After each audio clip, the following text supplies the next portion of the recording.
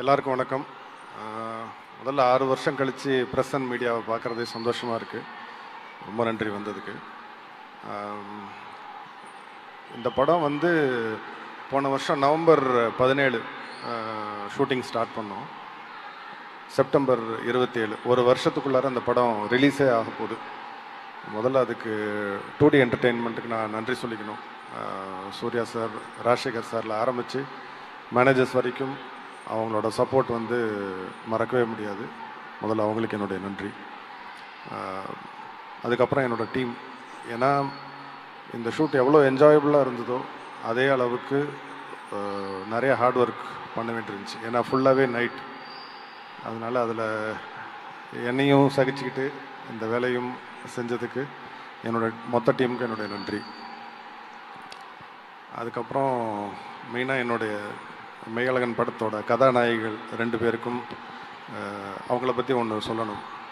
Devadarshini ma'am, ஆக்சுவலாக இந்த படத்தில் அவங்கள காஸ்டிங் பண்ணக்கூடாது அப்படின்னு தான் நான் சொல்லியிருந்தேன். ஏன்னா 96 படத்துலேருந்து யாரையுமே இந்த படத்தில் காஸ்ட் பண்ண வேண்டாம், அது அதோட சாயல் வந்துடும் அப்படின்னு சொல்லிட்டு நாங்கள் ரொம்ப ரொம்ப ட்ரை பண்ணோம். கடைசியில் முடியல, எங்களுக்கு வேறு ஆப்ஷன் இல்லை. அதனால் கடைசியில் நாங்கள் அவங்களே தான் காஸ்ட் பண்ண வேண்டியதாக ஆயிடுச்சு. ரொம்ப நன்றி ma'am. It's a memorable, it's a memory for me actually.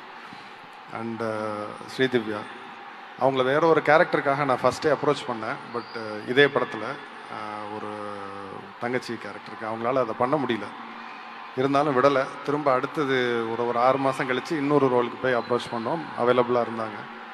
அது இவங்க 2 பேருமே இந்த ரோலை எவ்வளோ அழகாக பண்ணாங்கங்கிறது நீங்கள் படத்தை பார்க்கும்போது உங்களுக்கு தெரியும். Thank you so much.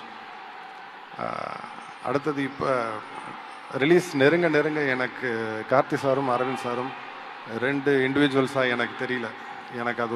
எனக்கு ஒரு இதாக தான் எனக்கு தெரியுது. ஏன்னா படத்தில் அப்படி தான் இருக்குது. ஒரு பாட்டே நாங்கள் அந்த 2 கேரக்டர்ஸோட இதில் நாங்கள் வச்சுருக்குறோம். ஸோ அப்படி தான் இருந்தது. ஆக்சுவலாக ஷூட்டிங் முடிய போகிற ஸ்டேஜில் வந்து அப்போவே நாங்கள் மொத்த டீமுமே மிஸ் பண்ண ஆரம்பிச்சிட்டோம். இன்னும் ஒரு வாரத்துக்கு அப்புறம் இவங்கெல்லாம் வரமாட்டாங்கல்ல, இவங்களை எப்போ பார்க்க போகிறோன்னு தெரியலையே அப்படிங்கிற மாதிரி தான் இருந்தது. ரொம்ப நன்றி சார் 2 பேருக்குமே. அண்ட் இந்த படம் எதை பற்றி பேச போகுது அப்படின்னா, இப்போ சமீப காலமாக வந்து வெறுப்பு, எதிர்மறை சிந்தனைகள் வந்து ரொம்ப ஒரு நடைமுறை ஆயிடுச்சு, ஒரு வழக்கம் ஆயிடுச்சு. ஸோ அதை வேண்டாம், அதை விடுங்கன்னு சொன்னால் நம்மளால் விட முடியாது. ஸோ வேறு ஏதோ ஒரு விஷயத்தை வச்சு தான் அதை நகர்த்த முடியும். அது வேறு ஒன்றுமே கிடையாது, அன்புங்கிற ஒரே விஷயந்தான். இந்த படம் அதை பற்றி மட்டும்தான் பேசும், அன்புங்கிற ஒரே ஒரு விஷயத்தை பற்றி தான் பேசும். ஸோ கண்டிப்பாக நீங்கள் இதை வந்து இந்த படத்தை பார்த்துட்டு உங்களுக்கு ஏதோ ஒரு வகையில் உங்கள் ஊருக்கு போகணும் அப்படின்னு தோணும், உங்கள் உறவுகளை போய் பார்க்கணுன்னு தோணும், சிலர்கிட்ட மன்னிப்பு கேட்கணும்னு தோணும். அதனால் வர செப்டம்பர் 27 உங்கள் எல்லாரையும் நான் வந்து திரையரங்கில் சந்திக்கிறேன். நன்றி.